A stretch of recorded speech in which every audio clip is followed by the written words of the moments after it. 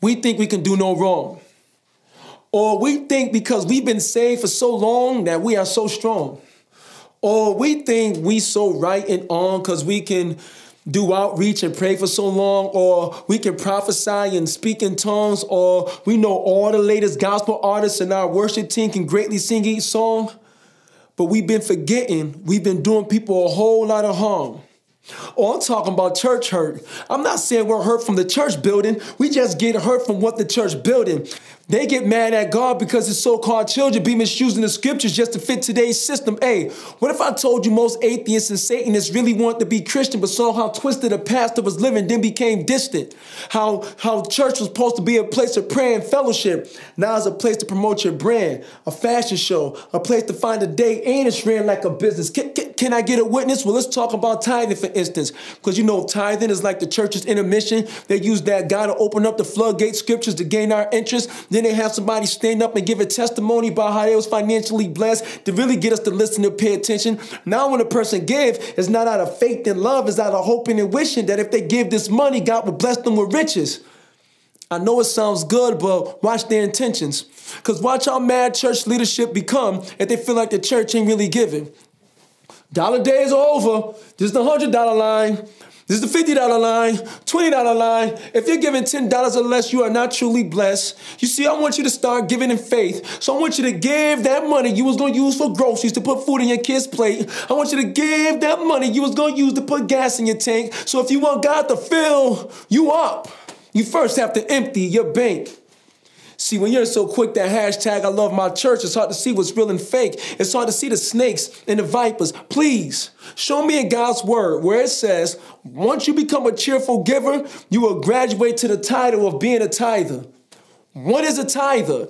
You won't find that in the Bible. See, we become liars that will accept anything. You can have somebody serving on your worship team that could be gay or sleeping around, but as long as they can play the bass and keys, drums, and they can sing, you can care less. But when somebody notices it, goes to the pastor and exposes it, the pastor says, well, you know, Moses was a murderer.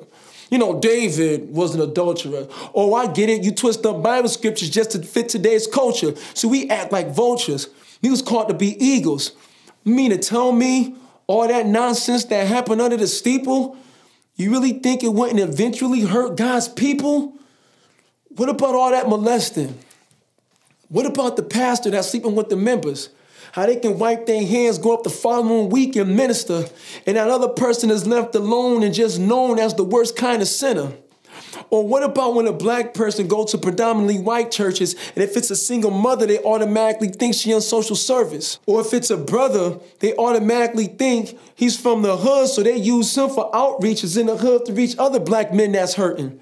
Or when a white person goes to predominantly black churches, they automatically think that that person don't know nothing about prayer or revelation from the verses, or they really can't sing, or they really can't worship. Or what about church cliques? We call them leadership. If you're not part of that crew, if you put on something outside of the church, they won't support what you do. And when you expose that truth, you're quick to get rebuked. What about all the times you really came to somebody when you was feeling stressed, oppressed, and depressed, and you tried to talk to them to really get everything off of your chest, and all they did was cut you off and scripture you to death and tried to pray for you and say that you was demon-possessed? Or what about all the slander and the gossip? Or how many times you said something about somebody's relationship or their outfit?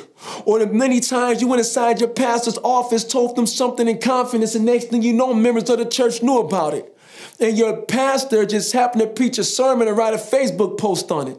Or what about when they say, we want all the drug dealers and the users in our church. We want to speak life into the prostitute. And that got you mad confused because you like your pastor's got an attitude because you saved in the church and they won't even talk to you. The pain is real. See, I was fired in front of a church for unclear reasons. The pain is real. A pastor tried to cast a demon out of me. The pain is real. I was accused of beating my wife by church members. The pain is real. I was accused of stealing kids' food and telling them dreams that was cruel. The pain is real. Now, when all this stuff came up to be nonsense, did they apologize? Well, you'd think so, but the answer is no. So people ask me, they say, Quavis, if you've been hurt that many times, why do you continue to go?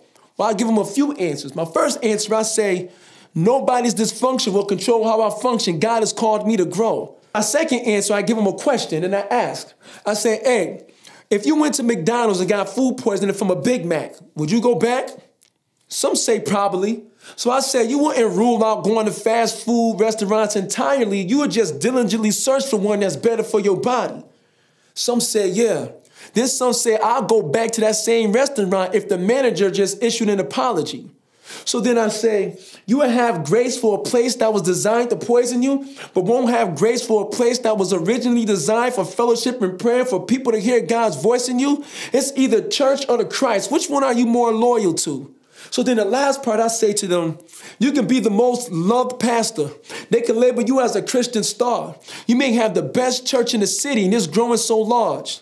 No matter how liked and loved you may be, you're always going to show how imperfect you are. And I say, if I can't be around people that's going to show why they need God, I might as well pack my bags and just move to Mars. But we as the church, we got to start admitting we done people wrong. I know there's people that's been hurt by the church system. You know, the pastor goes in front of the church and casts their vision, but their vision has nothing to do with the scriptures that was written, and they throw it on the congregation. The congregation feels all conflicted. I get it. But can I be real with y'all for a minute? Some of y'all ain't got no church hurt. Some of y'all are just mad at your pastor because they spoke some truth and they left you convicted and numb. What about all you who said, I'm not going back to youth group because it wasn't enough fun? Or you got mad at your pastor because he said, if y'all not married, y'all should stop living together. Y'all need to stop shacking up. You got mad because he spoke about lust. You got mad because they said you should start forgiving and stop holding on to bitterness and stop holding on to these grudge. And you got mad and said, I'm never going back to church because all they do is ever judge. Yes, I know at times we misuse faith.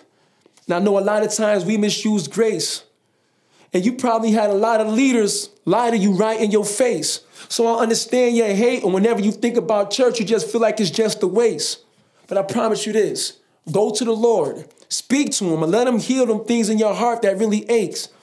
And though our ups and downs, I promise you this, church really is a good place. Now for all us church leaders, maybe we should stop fasting and praying and asking God to extend the members of our church. Maybe we should start fasting and praying and ask God to reveal the people that we've hurt. Then ask him, teach us to make it right. Because I believe our apologies can be the reason some people come back to Christ.